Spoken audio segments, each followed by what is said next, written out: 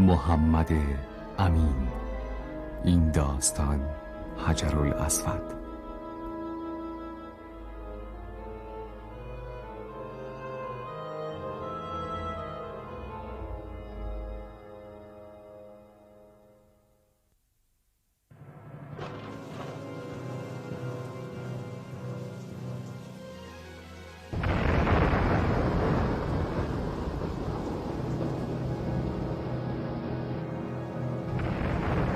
آنها را جمع کنید. دیگر نمیتوانم سکان را نگه دارم.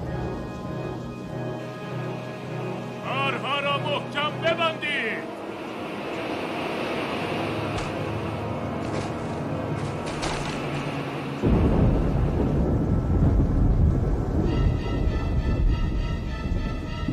بادبانها از هم گسیختند. شویم. خدا چاره‌ای بیاندیشید. خشکی نوری در دور دست می‌بینم. خدایا نگهدار من باشد.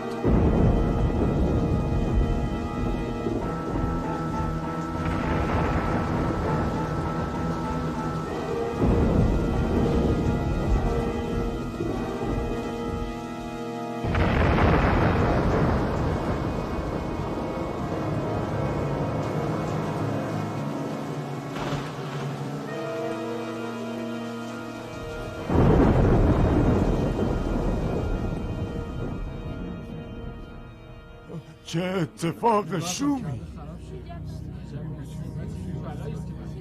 تمامی دیوارها فرو ریختند.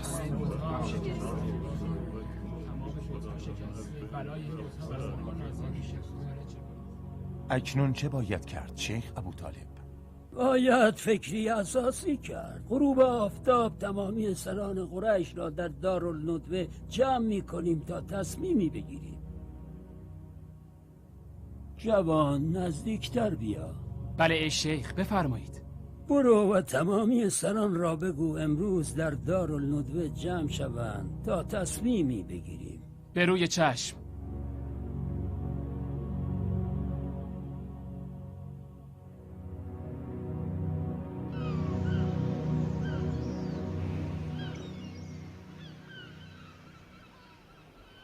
عجب شبی بود. تا به حال چون این طوفانی ندیده بودم. خدایان به ما رحم کردند که ساحل صخره‌ای نبود، وگرنه کشتی در هم می شکست. حال چه می شود کرد ناخدا؟ هیچ. شنهای اینجا خورنده است. منظورتان چیست؟ این شنها نرم است. همینطور پیش برود کشتی هر لحظه بیشتر در گل فرو می رود. کشتی آنقدر سنگین است که این اتفاق سریعتر هم رخ می دهد. چنین است. آن هم با آن همه سنگی که در کشتی هست. یعنی میگویید امیدی نیست؟ نه، هیچ. پس ساختن کلیسا چه می شود؟ بهتر از کلیسا را فراموش کنیم معمار. شاید حکمت